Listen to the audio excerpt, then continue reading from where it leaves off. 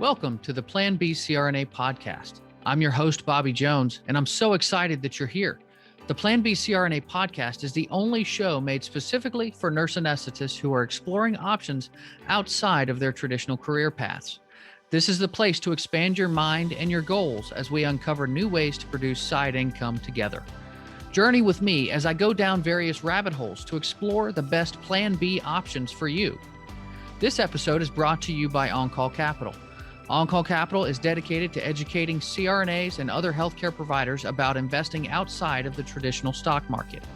On-Call Capital also provides opportunities for you, yes, you, to create passive income and generational wealth while also lowering your taxable income through investments in the apartment and alternative investment spaces.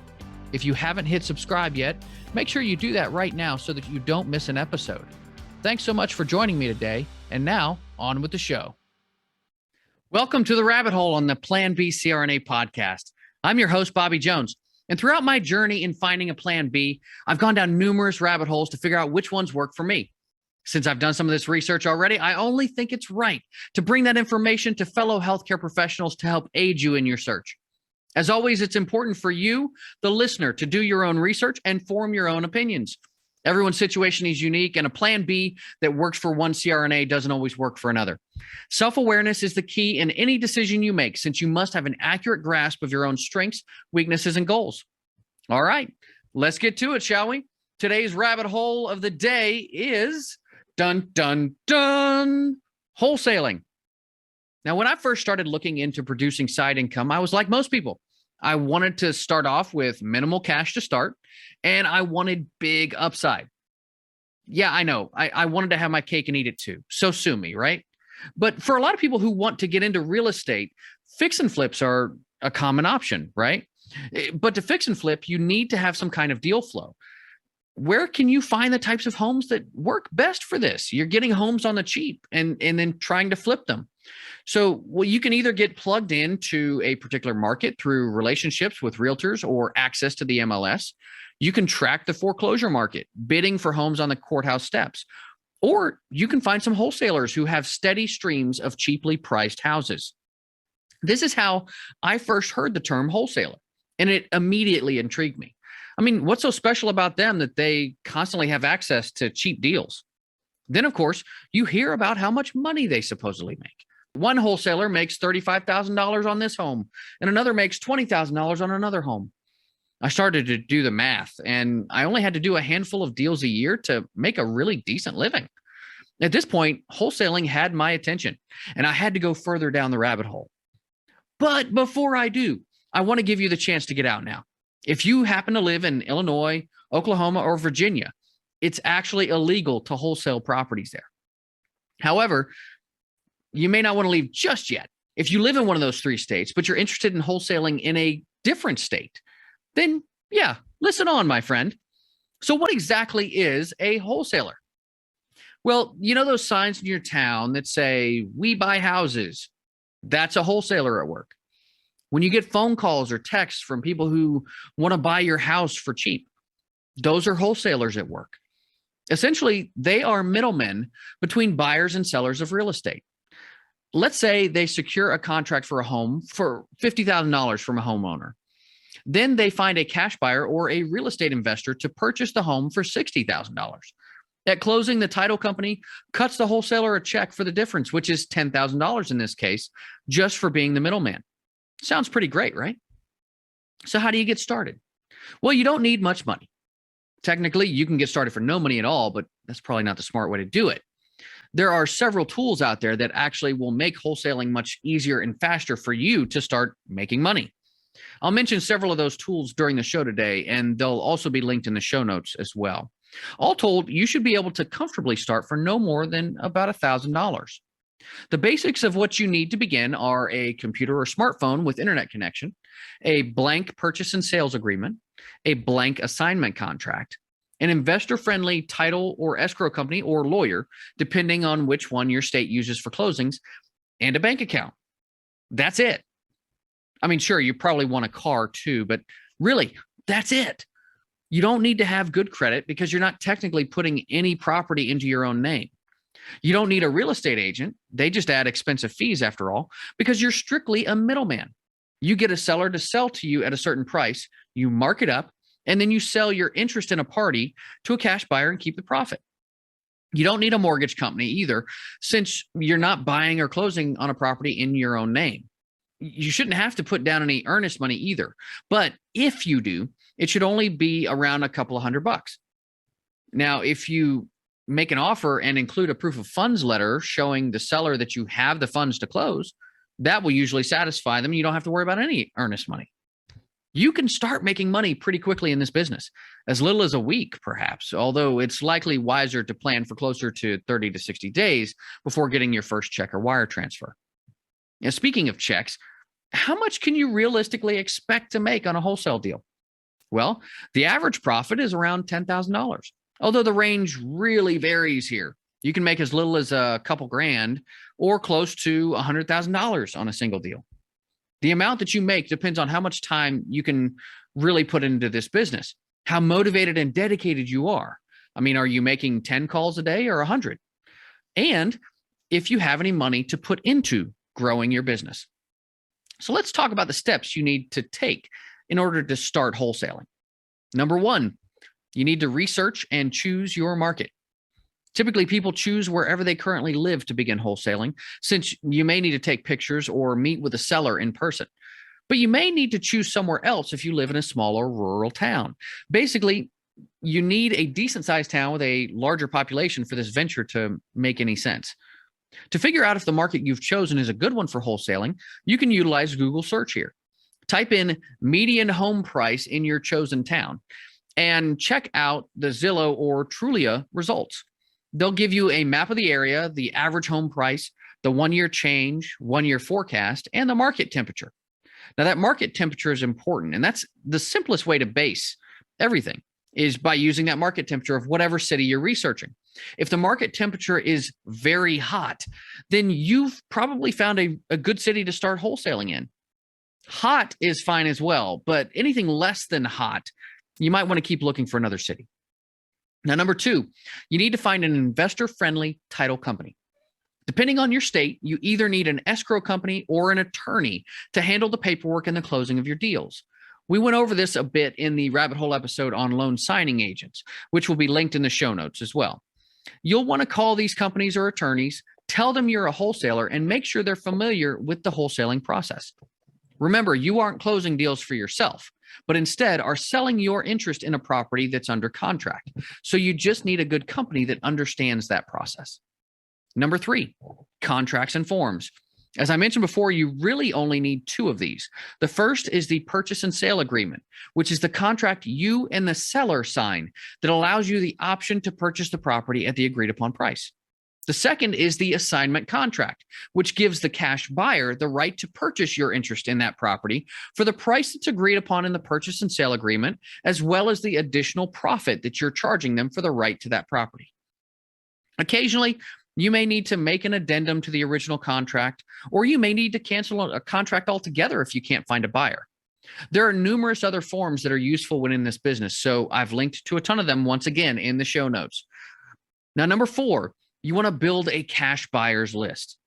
Ideally, you'll build this cash buyers list before you start putting properties under contract. This just ensures that you already have people to sell to when you get a deal. Sure, you can do it the other way around, but you may have to cancel contracts if you can't find buyers, and that doesn't look good at all. There are a few different ways that you can go about building that buyers list. You can spend some money to create bandit signs. That's those, we buy houses signs and the like. Or you can pull lists for a fee from websites to contact potential cash buyers. You can attend some local real estate or real estate investor meetups. Particularly at real estate investor association meetings, you'll always be around cash buyers and landlords so that you can start building your buyers list. You can also partner with someone who already has a buyers list, such as another wholesaler or real estate agent. Another wholesaler, local or nationwide, will likely charge you 50% of the profit for finding you a buyer. You can visit dealyoulater.com to partner up with the flip man, who finds buyers for you for a 50-50 cut. Realtors will vary in what they charge, so make sure you ask them before getting into any kind of a contract situation. Number 5, now go get some leads. One of the most common methods you'll hear about in the wholesaling industry is driving for dollars. Basically, you hop in your car and you drive around town looking for homes that look vacant or distressed. You can also network at those real estate meetings that I mentioned, or you can pull lists from PropStream or ListSource and skip trace them, again, for a fee. You can also use those bandit signs, social media advertising, Google or Bing ads, direct mail, or any combination of these, depending on your budget and time constraints. Carrot.com is a marketing agency that specializes in helping wholesalers build their own digital footprint. So give them a look if you're more interested in digital advertising than driving around town putting up signs. You'll need to get used to cold calling in this business, though. You can use online tools like Zillow to target those properties that have been listed for a long time. Chances are the seller's getting pretty antsy if a property's been on the market for 200 days, right? These sellers might look very favorably on a call from a wholesaler because they're looking to get any kind of offer that they can find. You can also find absentee owners through services like ListSource and then track and contact them through a platform like REI Rail. Now, number 6, you need to find good deals. And here's where some of the real work comes in. Now it's time to start reaching out to those leads by text or phone. You can then pre-qualify them by asking questions about their situation in the property. Do they have a mortgage? How much is remaining on that mortgage? Do they owe back taxes? Are there any judgments or liens on the property? When you're looking at a potential deal, you want to have pictures or at least perform a walkthrough. This must be done, and it must be done thoroughly. Now, if there are concerns about COVID-19, you can normally have the seller take pictures for you and just send them over to you. If you're virtually wholesaling in an area outside of where you live, then you can also just hire someone to take those pictures for you.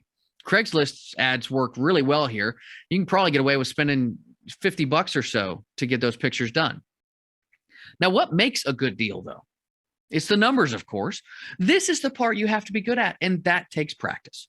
I'm going to run through a numbers example here, so try not to fall asleep on me, okay? The goal of all of this is you want to find out your maximum allowable offer, or MAO, for a seller, okay? So to do that, you need 3 numbers: your after repair value, or ARV, your repair cost, and your assignment fee, which is the profit that you intend to make on a deal. You'll need to figure out repair costs based on information from the seller and the pictures that you took. You can use a website like bluehammer.com to help you estimate those repair costs. And a membership there is only about $10 a year, so really pretty cheap. For purposes of this example, let's say that the after repair value is $150,000 for a property.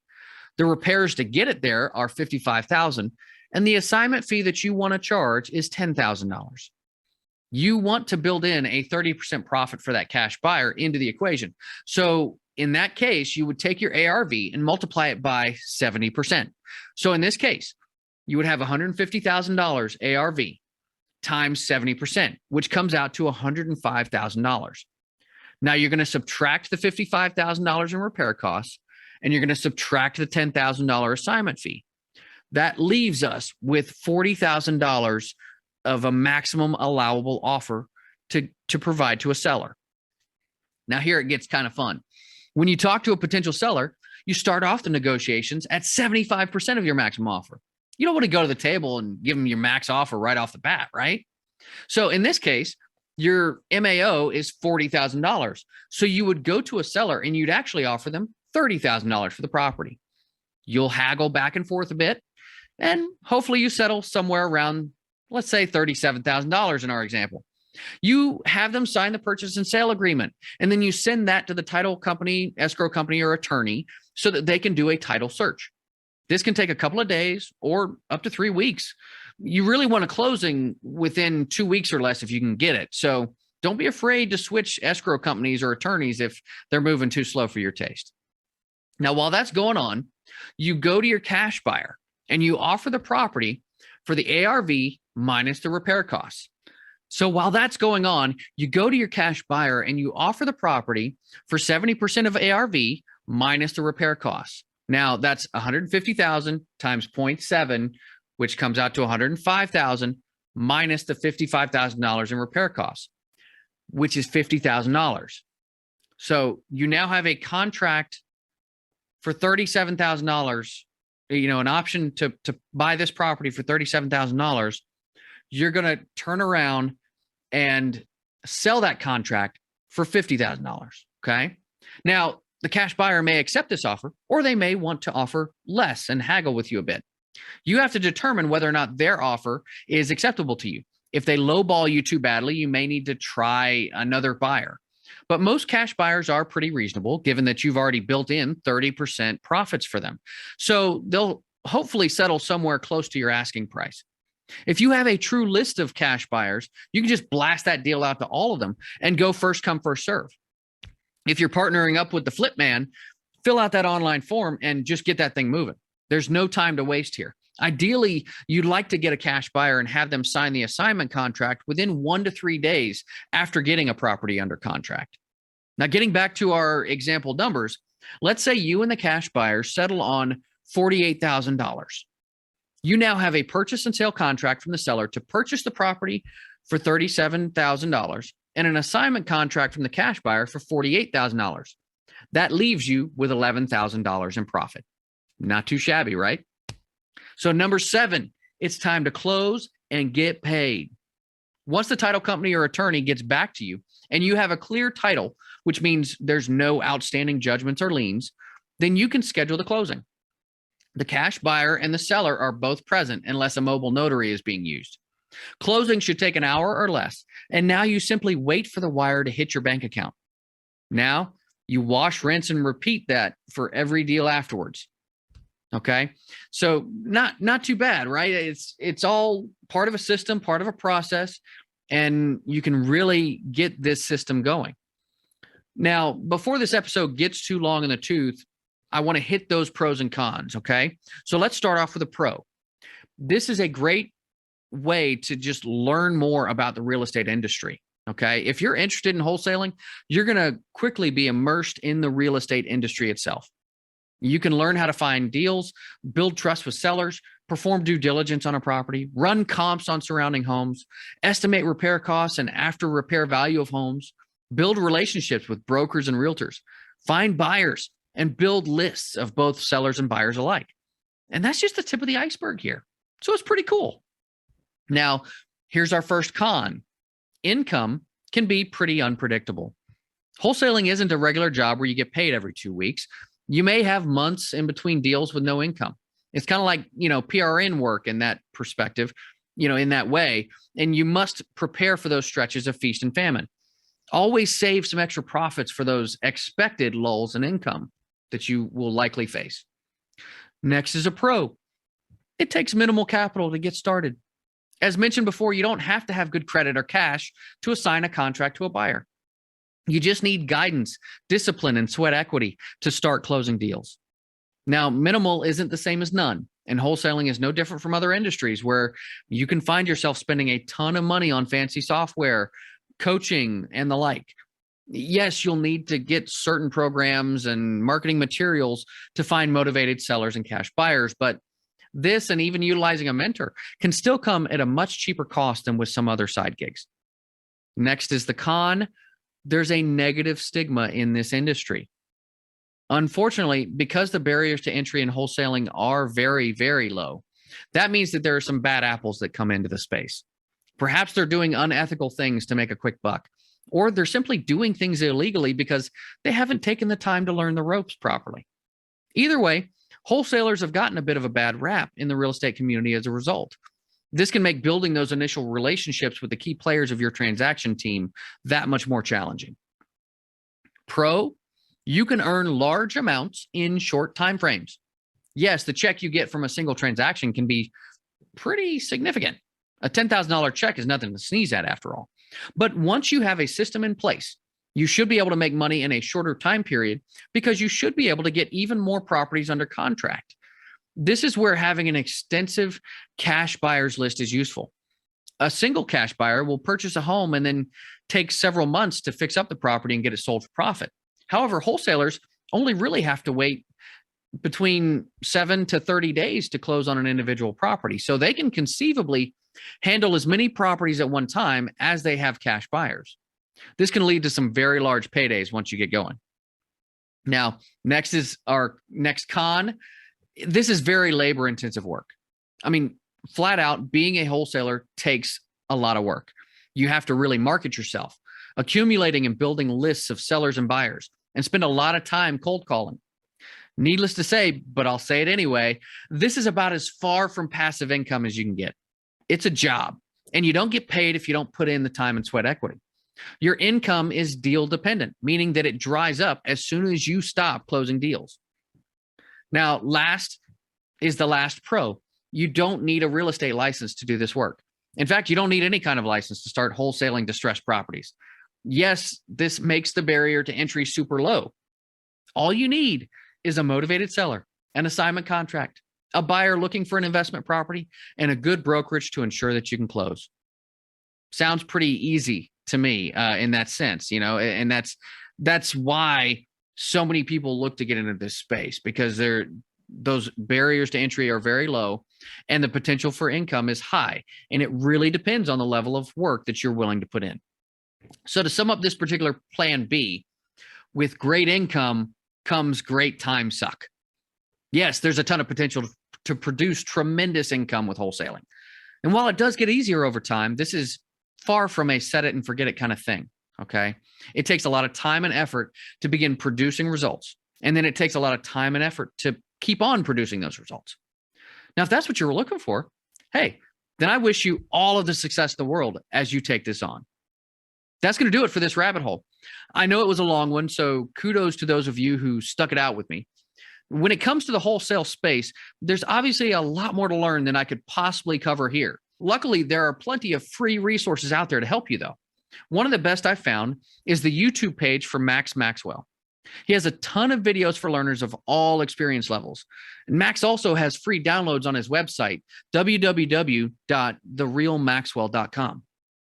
And make sure you check out the show notes. I know I've mentioned it a couple of times here, but I have at least like 10 links in there to help you get going. So just make sure you check those out. And as always, I have to thank you guys for listening to the Plan B CRNA podcast. We passed 11,000 downloads this week, which just blows my mind. If you found value today, make sure you hit subscribe so that you don't miss future episodes. And I love to hear from you guys. The positive feedback I've gotten is just overwhelming at times, because everybody, or a lot of people have reached out to me personally and just said how much they enjoy the show and how much they get from listening. So, I'm really pleased with what we put out there, but that doesn't mean that what I put out there is perfect. So, if you guys have questions, comments, future rabbit hole topics that you want me to cover, just let me know. Reach out to me. Rate and review. You can leave it in the reviews for the podcast. And, I check those all the time, and I want to make sure that I'm covering the topics that you guys want to hear about in future episodes. So if you want to know more about me, make sure you find me on Facebook, LinkedIn, anywhere, really, Instagram. You can visit my website at www.oncallinvestments.com. I am all over the place. So please reach out and find me. So I'm going to go ahead and sign off. I'm kind of rambling at this point, but I just want to thank you guys for listening, man. It's been a pleasure doing this for the last 9 months, and looking forward to the new year. So until next time, be safe and take care of each other out there. Thank you so much for joining me for another episode of the Plan B CRNA podcast. If you haven't already subscribed and reviewed the show, I'd be honored if you took the extra time. It really helps to expand our reach and get the word out about the show. If you're a CRNA who is interested in sharing your story on our podcast, I'd love to have you. Please email me at bobby@oncallinvestments.com for more information. This episode was brought to you by OnCall Capital. They are dedicated to helping providers like you develop passive income and generational wealth through investments in the apartment and alternative investment spaces. Feel free to check out their website at www.oncallinvestments.com and subscribe to their free educational email series. You can find OnCall Capital on Facebook, Instagram, and Twitter. You can also check out our YouTube page. where you'll find all of the show episodes along with other educational videos. Thanks for listening, and we'll see you on the next episode.